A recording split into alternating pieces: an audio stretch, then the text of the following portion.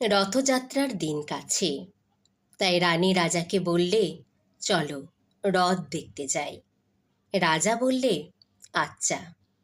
ঘোড়াশাল থেকে ঘোড়া বেরোলো, হাতিশাল থেকে হাতি, ময়ূরপঙ্খী যায় সারে সারে, আর বল্লম হাতে সারে সারে সিপাই শান্ত্রী দাস দাসী দলে দলে পিছে পিছে চলল। কেবল বাকি রইল একজন, রাজবাড়ির ঝাঁটার কাঠি কুড়িয়ে আনা তার কাজ। সর্দার এসে দয়া করে তাকে বললে, ওরে তুই যাবি তো আয়। সে হাত জোর করে বললে, আমার যাওয়া ঘটবে না।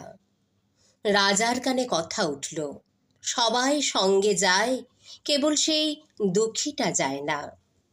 রাজা দয়া করে মন্ত্রীকে বললে, ওকেও ডেকে নিও। রাস্তার ধারে তার বাড়ি। হাতি যখন সেইখানে পৌঁছল, মন্ত্রী তাকে ডেকে বললে, ওরে দুঃখী, ঠাকুর দেখবি চল। সে হাত জোর করে বললে, কত চলবো? ঠাকুরের দুয়ার পর্যন্ত পৌঁছই এমন সাধ্য কি আমার আছে? মন্ত্রী বললে, ভয় কিরে তোর? রাজার সঙ্গে চলবি?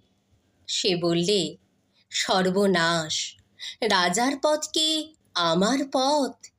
মন্ত্রী বললে, তবে তোর উপায়? তোর ভাগ্যে কি রথযাত্রা দেখা ঘটবে না? সে বললে, ঘটবে বই কি, ঠাকুর তো রথে করে আমার দুয়ারেই আসেন। মন্ত্রী হেসে উঠল, বললে, তোর দুয়ারে রথের চিহ্ন কই? দুঃখী বললে, তার রথের চিহ্ন পড়ে না। মন্ত্রী বললে, কেন বলতো? দুঃখী বললে, তিনি যে আসেন পুষ্পক রথে।